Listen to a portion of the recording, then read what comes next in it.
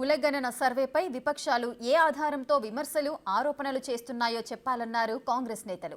గాంధీ భవన్లో నిర్వహించిన సమావేశంలో మాట్లాడిన టీపీసీసీ చీఫ్ మహేష్ కుమార్ గౌడ్, మంత్రులు పొన్నం ప్రభాకర్, కొండా సురేఖ విపక్షాలపై విరుచుకుపడ్డారు. బీసీలకు న్యాయం జరుగుతుంటే తట్టుకోలేకపోతున్నారని, అందుకే బీసీ సామాజిక వర్గాలను తప్పుదోవ పట్టిస్తున్నారంటూ ఫైర్ అయ్యారు. ఇన్నేళ్లు బీసీలకు ఏమీ చేయలేనని రాజకీయ పార్టీలు, రాజకీయ నాయకులు ఈ బహత్తరమైనటువంటి యజ్ఞం లాంటి కార్యక్రమాన్ని చూసి ఓర్చుకోలేక నానా మాటలు మాట్లాడుతూ ఉన్నారు. బీసీ సంఘాల వారిని తప్పుదో పట్టిస్తూ ఉన్నారు. నేను మీ ద్వారా ఈ అవాస్తవాల్ని ప్రచారంలోకి తీసుకున్నటువంటి నాయకులకి ప్రశ్నిస్తూ ఉన్నాను. ఏ ఆధారంగా మీరు మాట్లాడుతూ ఉన్నారు? ఇప్పటి వరకు సర్వేనే జరగలే ఈ రాష్ట్ర జనాభా విషయంలో. దేన్ని ఆధారం చేసుకుని మీరు మాట్లాడుతూ ఉన్నారు? ఊహాజనిత సంఖ్యలతో పోల్చుకుంటూ మీరు మాట్లాడుతూ ఉన్నారు. మేము గట్టిగా చెప్తా ఉన్నాము, ఇది అధికారిక శాస్త్రీయబద్ధంగా జరిగిన సర్వే.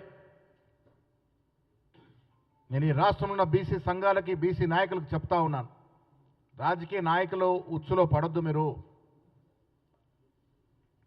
ఇది మొదటిసారిగా కాంగ్రెస్ పార్టీ సాహసోపేతంగా తీసుకున్న నిర్ణయం. ఇది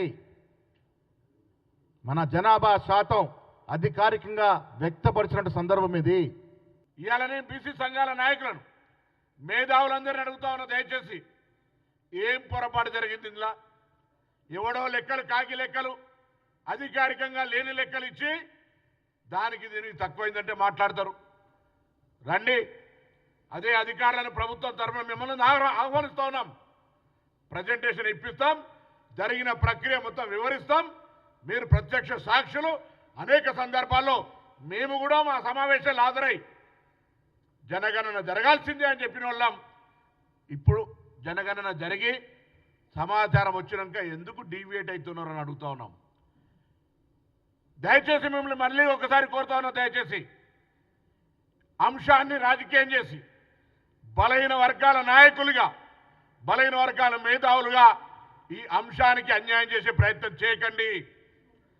మన కుటుంబ సమస్య, భవిష్యత్తు తరాలకు ఒక రోడ్ మ్యాప్ తయారైంది. రోడ్ మ్యాప్లో తప్పుంటే డైరెక్షన్ సరి చేసుకుందాం. తప్పు లేదు, పారదర్శకంగా జరిగింది. మేమందులో భాగస్వాములం, మేమంతా ఉద్యమ నాయకులం. మేము క్షేత్రస్థాయిలో అసలు ప్రభుత్వానికి ఉద్దేశమే అటువంటిది లేనప్పుడు ఎందుకు దానిపైన విమర్శలు చేస్తూ ఉన్నారు? వాళ్ళు చింపేస్తారు. నిజంగా మీరంతా బీసీ నాయకులుగానే, ఏ పార్టీ నాయకులు లేకుండా ఈ కార్యక్రమం చేసుంటే నేనే మీ అందరు ఇళ్లకి వస్తుంటే. టీఆర్ఎస్ నాయకుడు ఒకరు ఉంటారు, ఇంకో నాయకుడు ఒకరు ఉంటారు.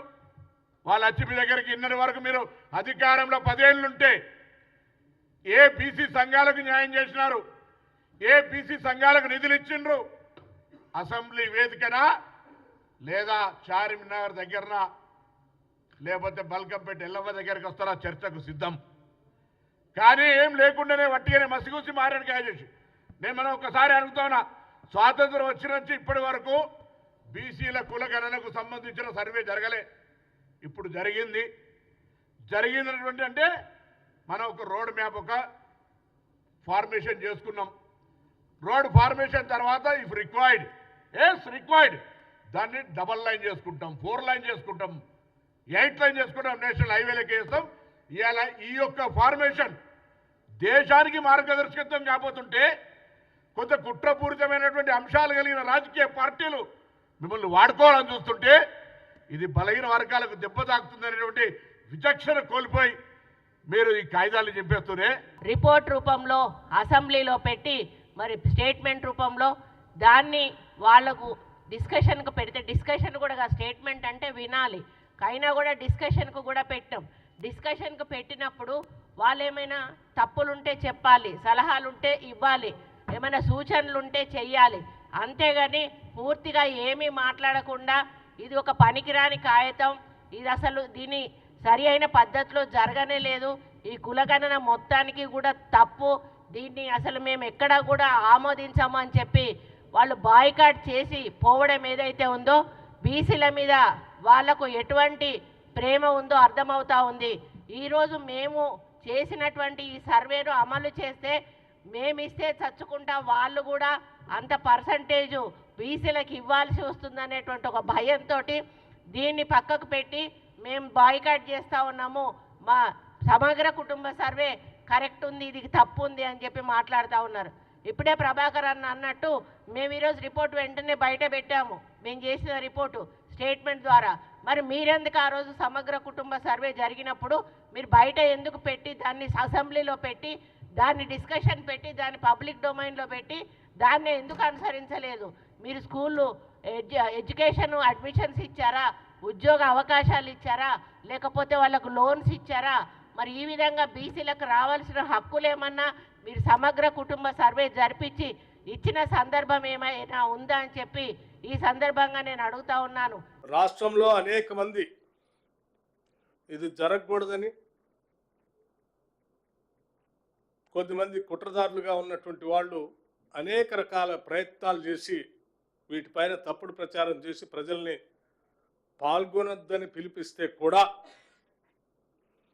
పెద్ద ఎత్తున ప్రజలందరూ ఒక మంచి సహృదయంతో రాష్ట్ర ప్రభుత్వ ఉన్నతమైనటువంటి ఆలోచన అర్థం చేసుకున్నటువంటి వాళ్ళందరూ కూడా ఇందులో పెద్ద ఎత్తున పాల్గొని ఈ సర్వేకి సహకరించినందుకు ప్రతి కుటుంబానికి కూడా నేను ప్రత్యేకంగా ధన్యవాదాలు తెలియజేస్తా ఉన్నాను.